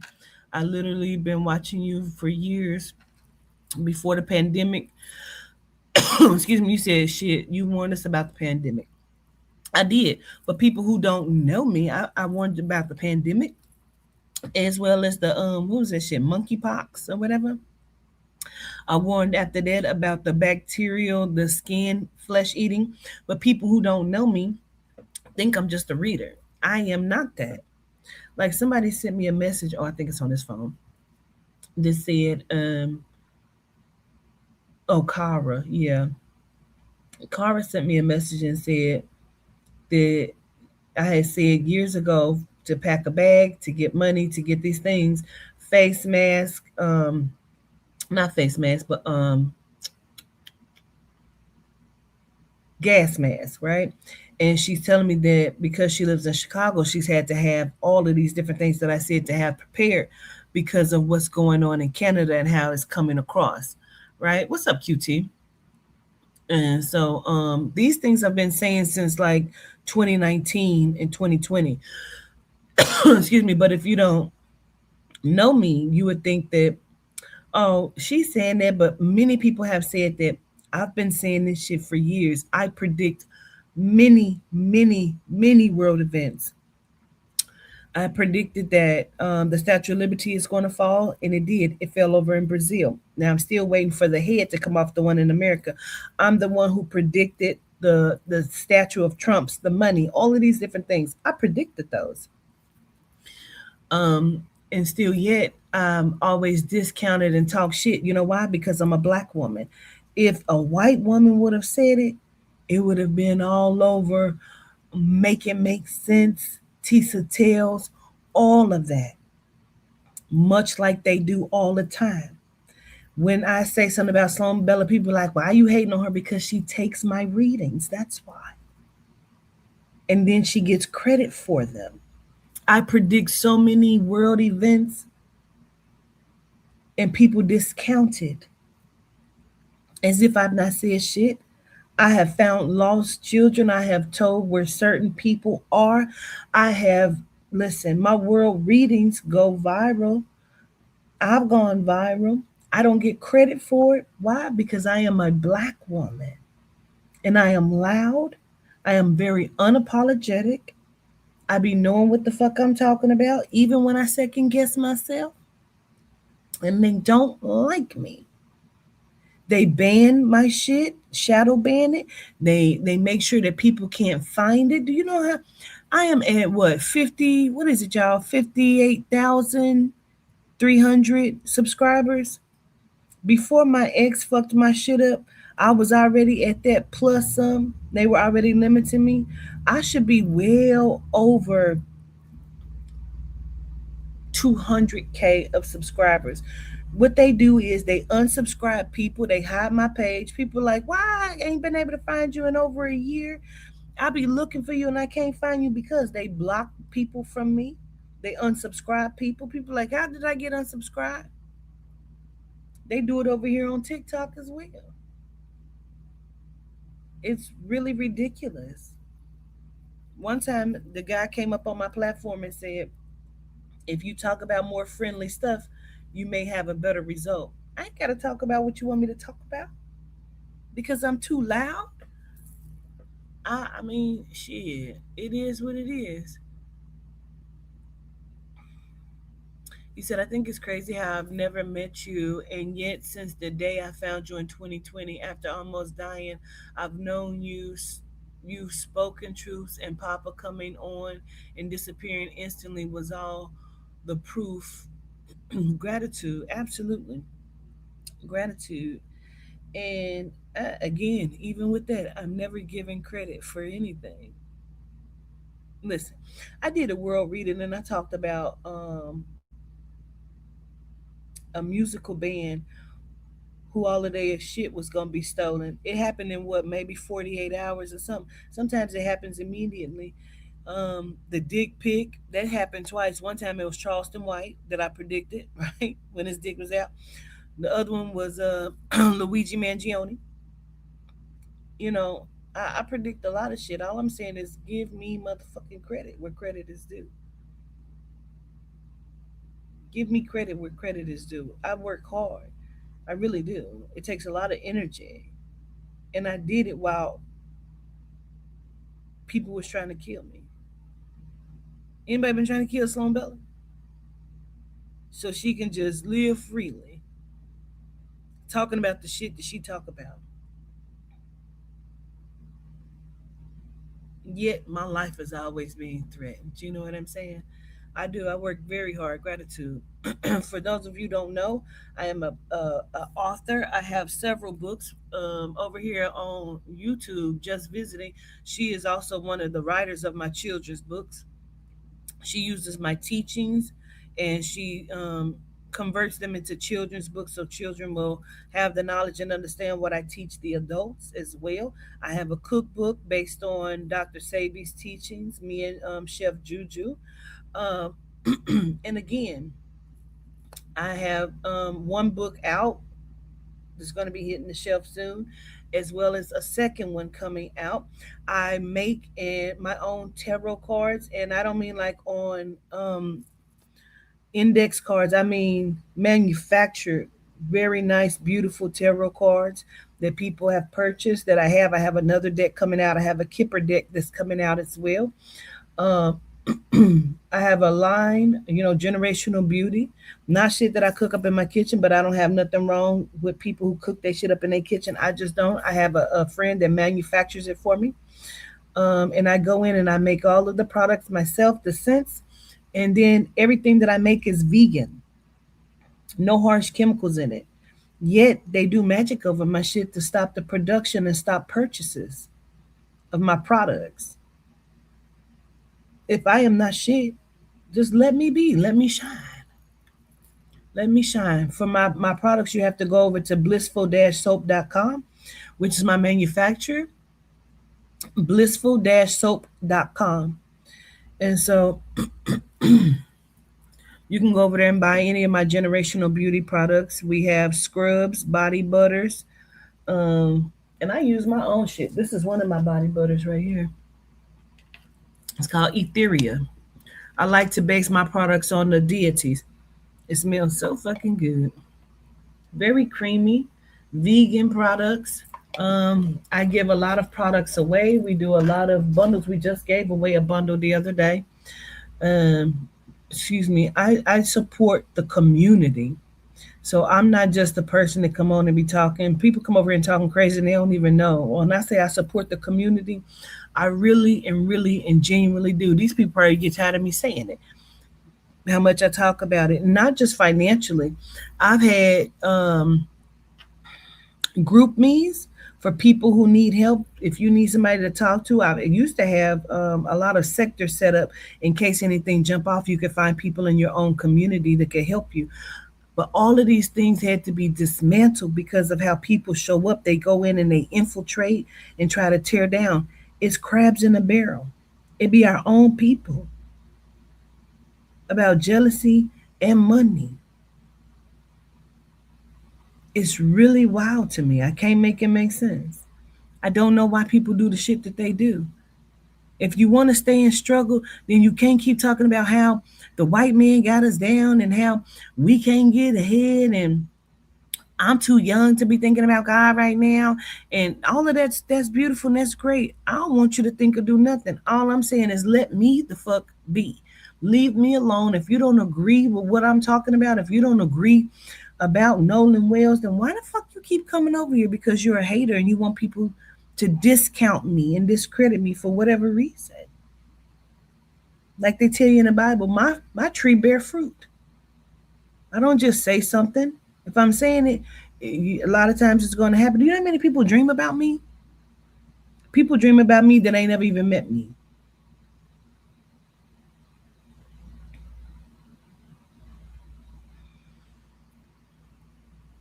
I'm just saying. Yeah, jealousy and money is crazy shit. It's crazy shit. It really is. People use my content. Girl, if you go over on YouTube and type my motherfucking name in, all kind of shit pop up. People be getting paid off my content, honey. Ain't never had a conversation with me, ain't never spoke to me before, will go over there and be talking hella fat crazy about me with my content on their shit getting paid. It's wild to me. But ain't never even spoke to me and said, hey, how you doing? Kiss my ass, cat dog. Not a nothing. Not a nothing. And we'll take something. Don't let me put a picture up or say something. They will take that shit and go put it on cups and t-shirts. They will make products and don't even support the movement. It's disgusting to me. How you taking something that you don't even follow and you calling your page that? You making products? You putting it on products? And if I say please don't do that, or if I'm not going to date you, because some people be wanting to date, and if I don't give them a date, they stop following me. They go talk crazy about me. And I'm just asking, can't we all get along? Let me go to bed, child. That shit had bothered me so bad. My nerves were starting to act up, child. I had to take a gabapentin. And it feels like it's starting to be in my system. That shit had my nerves all the way back because I couldn't believe a bitch had keep saying a loaf of motherfucking bread. My nerves were shot after that. I believe in what I do so deeply and so wholeheartedly, and I trust my soul and my spirit, baby, that shit had fucked with me. It had fucked with me because I take what I do very seriously. I, I take what I do very seriously, and what I talk about, I take it very seriously. That shit had fucked with me so bad, baby. I had to get my nervous system back together. Shit, it's all right. You said that would make a motherfucker. I'm trying to tell you, I was in the shower like you misspoke and you lost the message. So I was sending donations to who I thought was you, but I was deceived by Maya. Oh, I'm sorry to hear that. I'm sorry to hear that. Really? I don't know. Wow. That's tea. That's crazy. But anyway, hey kids again. Anyway, I'm gonna go because I didn't took this gabapentin, child. How did you get my nervous system back on track together? I had to, the doctors had to prescribe me. I had a situation that happened a few weeks back, and it stressed my system out so badly. As you know, I'm always in pain, right? Because I really think I have fibromyalgia, right? But I've never been diagnosed with it. And so, but I have all of the symptoms of what it would be because there's not an actual test for fibromyalgia. What they have to do is run all of these panels of tests to take everything else off the table, right? But all of my symptoms fall in line with fibromyalgia. So I'm just like, what happened? It stressed me out to the point where my system, my nervous system, went into shock to a point where my skin was hurting. Like just a touch, it was hurting. I was in very much pain, right? And it's called Alloden or something. Alloden when your skin hurts to the touch. And I was like, I was on the couch, like this is, I don't know what's wrong. Like my toes were hurting and my feet weren't even moving. Like everything hurt. It was hurting to take a shower. It was hurting to put on oil. It was hurting to just the wind hit my skin. My shit was hurting on fire. So I went to the hospital, and they first of all they treated me like shit. Fuck you, Vanderbilt. And so they treated me like shit, but they kept saying they didn't want to. Of course, it's a spiritual attack, girl. Of course, but it was also the situation fucked me up because it stressed me out in a way that I had never been stressed out like that before. But it was blissful to me. It was blessings. Okay. Why? Because they said, oh, we just think it's your nerves, acting up or whatever. They trusted me. I told them that's what it was, to be honest. I told them that it was my nervous system and I thought it was Alloden, which is, what happens inside of fibromyalgia. They weren't trying to hear me. They said, we're going to give you a shot of Dilaudid and we're going to give you some gabapentin to go home with. And I'm like, now I'm starting to go off because the fuck are you talking about? Admit me into this hospital. And they didn't want to admit me in the hospital because I don't have insurance, because I am a company, right? I don't have insurance and I don't have small children. I don't really have a way to get insurance. I would have to like go through this whole process and pay for it on a whole nother fucking level. So I don't have insurance, so they didn't want to fucking admit me, right? So now I'm pissed. And so they gave me a shot of Dilaudid, which I've never had a day in my life, bitch. And I started crying because I said, what is wrong? Something is happening, bitch. She's like, no, that's the Dilaudid, bitch. That's the something, because something is wrong. I don't like the way I feel on that. I don't like that. Don't do me like that, bitch. Don't do me. No. So she's like, you're fine. Are you okay? You're fine. So they made me sit. And so they said, we're going to send you home with some gabapentin. Now, 2 weeks prior to that, my daughter, who has multiple sclerosis, I had to bring her into the hospital. We hear them giving gabapentin to the girl next door. And I'm like, so y'all just giving everybody this shit? Because they had gave, not this particular hospital, but my cousin's dude was taking gabapentin for motherfucking diabetes. They had given gabapentin to my sister for migraines. Like, so I'm like, y'all just be giving this shit out. Right? I love it. I don't know what you mean, Jessica. I love it, girl. So they gave it to me and I'm cussing and I'm like, they only gave me 20 of them. And I'm like, why the fuck did they give me this? Why the fuck? I didn't wrote reviews and everything. Why didn't you just admit me into the fucking hospital?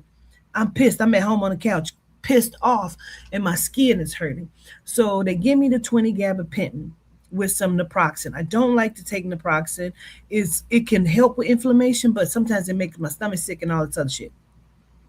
So I take the naproxen and I'm taking the gabapentin. I probably am like 6 to 7 pills in on the gabapentin. When I tell you my skin stopped hurting, as well as the other pains that I was experiencing stopped hurting. Also, I ain't gonna lie to you. Let me be quite honest with you. I did some other shit. I went into my bag of magic. I ain't gonna lie to you now. I went into my bag of magic. I listen, you gotta sometimes treat it both ways. When I treated it both ways, bitch, all of the pain in my body stopped. All of the pain in my body stopped. Okay.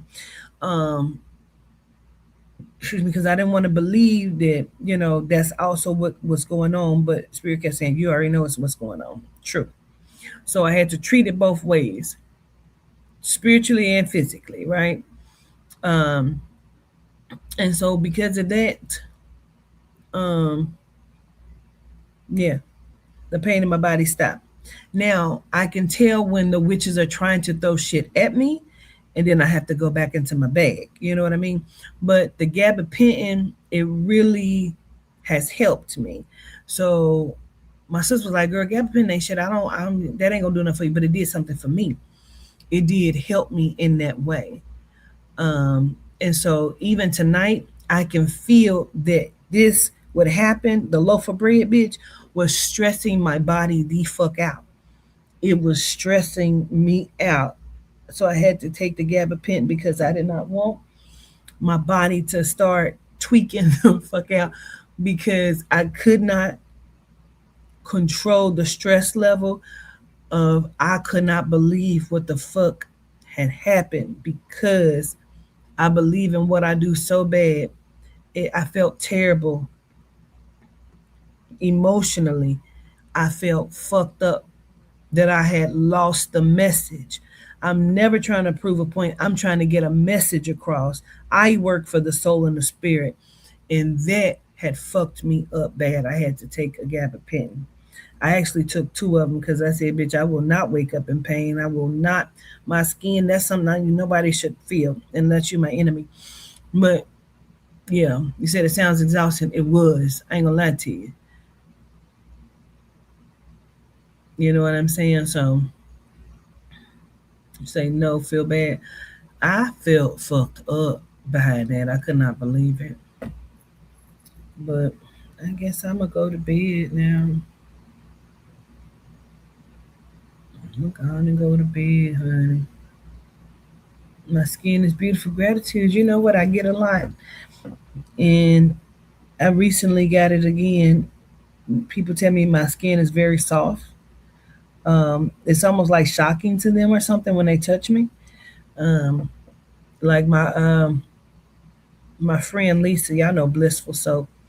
Her husband before he passed, he had I think he touched my hand or my arm, and he went back and he told her he said she has the softest skin I've ever felt in my life, and I hear that a lot, and I don't know why, but I do exfoliate, and I love oils and my body butters, which we sell both over on blissful-soap.com. But yeah, gratitude for saying that. What you say? You said that happened as an after effect from a reading. How did the pain start? No, it wasn't from a reading. It was a situation that I had going on with my family, and it stressed me out because I didn't know how to fix it. And it stressed me out. hmm It was a family thing, and I just was like, mm.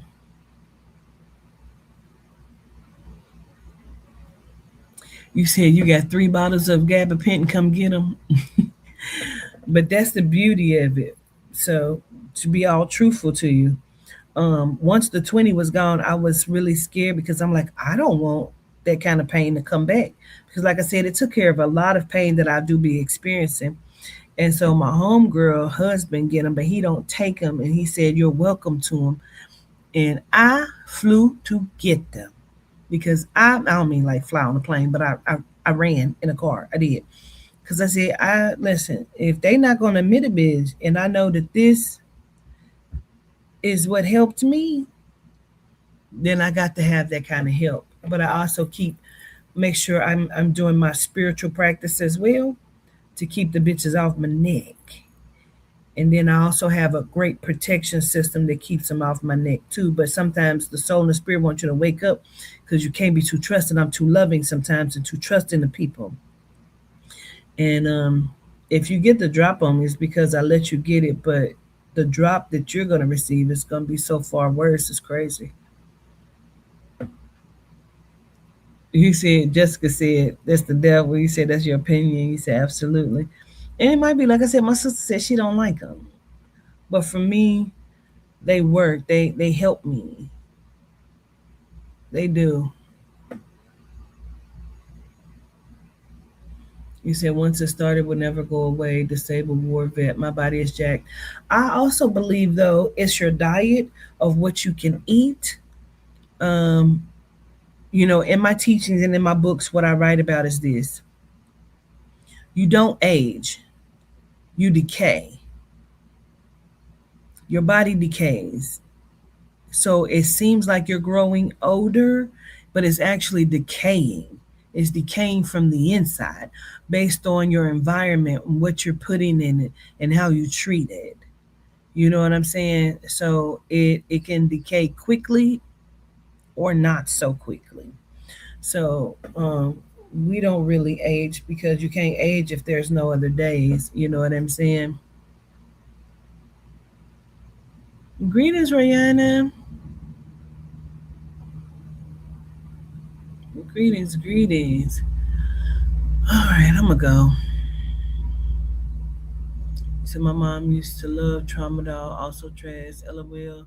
So I'm with you, sister, with that. All right, bye TikTok. Gratitude. I'm gonna go get some rest, honey. Okay, and say just make sure you're doing your chlorophyll. That stuff is can be hard on the kidneys. I got it right here, Carmen. This is my bag of what I. This is me right here. Besides my ponds, I do ponds and oil of Olay. And then I have the oil of oregano with black seed oil and shit, right? And then this is my chlorophyll, but I also have the liquid at home in the refrigerator, so I do both. I do two of these, and then I do a squirt of chlorophyll in my water and my juices and some more shit.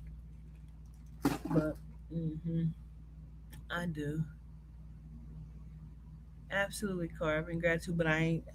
I just don't have it in me, carbon, to do the motherfucking sour sop bitter. I've tried, I bought the bottle. I took a few. I can't. My throat won't allow me. My throat clogs up like a big dick is trying to go down it. It will not let me suck on it. I can't. Carbon, the the sour sop bitters is no. I can't. Mm-mm. It's like I just won't do it. It won't. Mm-mm. I've tried. I don't know how you do it. Carbon will pour a shot of that shit, and he will. I can try to eat the sour, so I'll give that a go. I even bought some that was a little sweeter, but they keep saying don't buy the sweet because they don't work good. I don't know. But Carbon will throw that shit back and they be like, and keep going. No, I'm in there scraping my tongue. I'm in there trying to eat stuff. Okay. You say, I've heard that gabapentin causes Alzheimer's and dementia. Please be careful with that. I don't take it every day. And so, because I've heard that, but I do what is necessary for me to not be in pain. But I have heard that and I don't deny that. So I gratitude you for saying it again to me because I have heard just like oat milk because I don't drink. I don't drink dairy and shit. So at first I was using almond milk, and then I was starting to use oat milk, and now they saying oat milk causes dementia too. So guess what? Everything is starting to be really fucked up.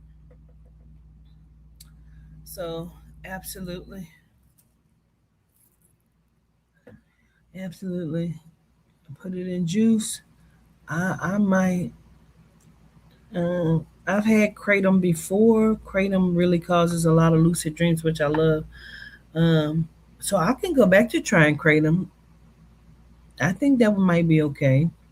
I just don't want to be in pain. I'm telling you, if you ain't never had that, sometimes I can't walk. So when I went to the hospital, let me explain.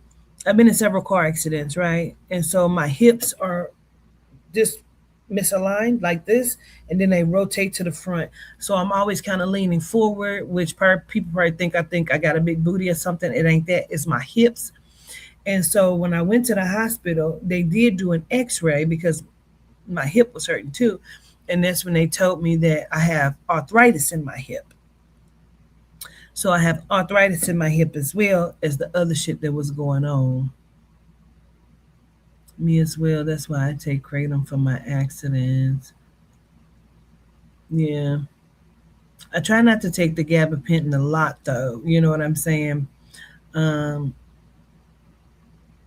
I don't take it every day. And I don't know if that's good or bad. You know what I'm saying? But I don't take it every day. Can we switch topics real quick before I get off of here?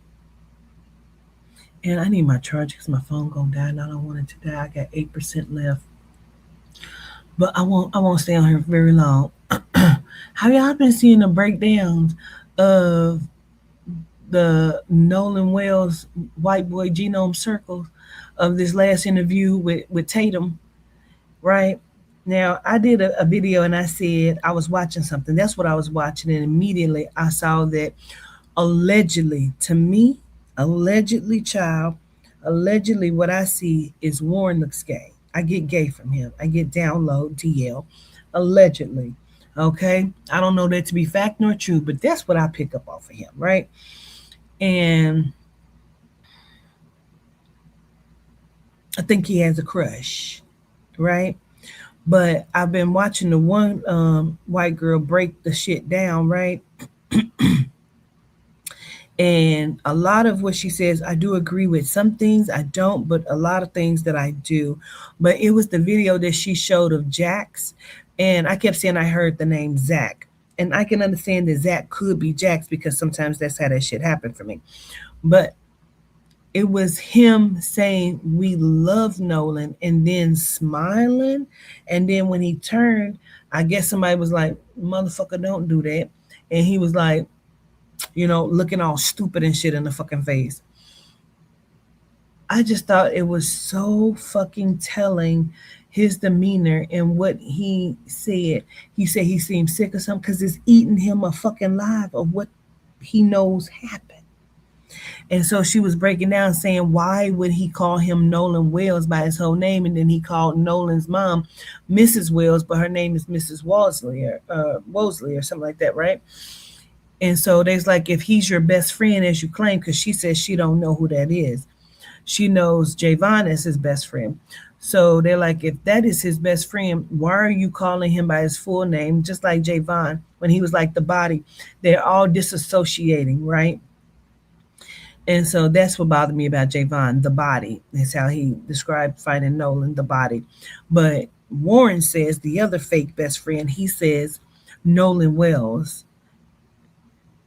And not my buddy Nolan, or Nolan, like, why are you saying his whole name, right?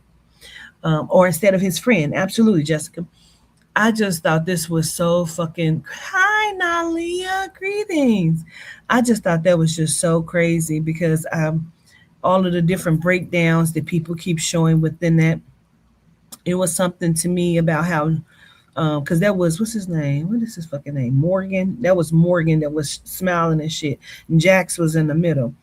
Jax kept having his hands in his pocket, and for me, that was a telltale sign of some other shit too.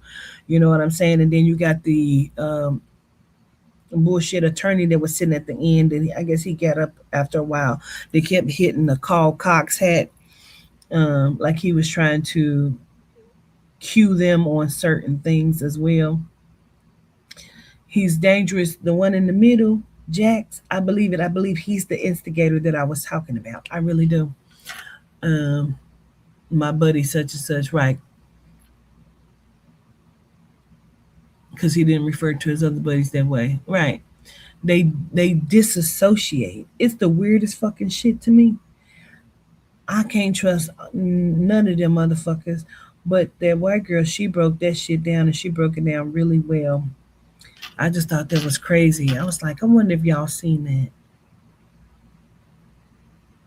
Say I seen some people speak on it and say this is a stage. I can agree with that. It depends on how they mean it. You know what I'm saying to me. But I did share a video because the white girl was breaking it down and she was saying how they were here and they were there and the mom was watching them travel around with Nolan's phone because she was tracking about a 360 or whatever that is. And in my reading, I said that they were sending people different places. You know what I'm saying? And for me, that was key and that was pivotal. Them going to different places with different timestamps.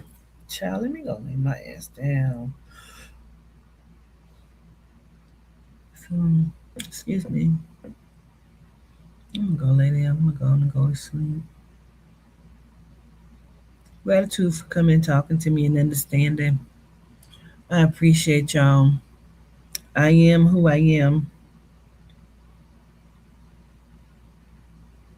I am who I am. I love y'all very much. If anybody told you today or yesterday, I love you. I'm glad that you're here. You're worth something. Keep pushing, keep living, make good decisions, and know that somebody on this planet thinks you're very valuable. Okay? All right. Bye, TikTok. Gratitude so much.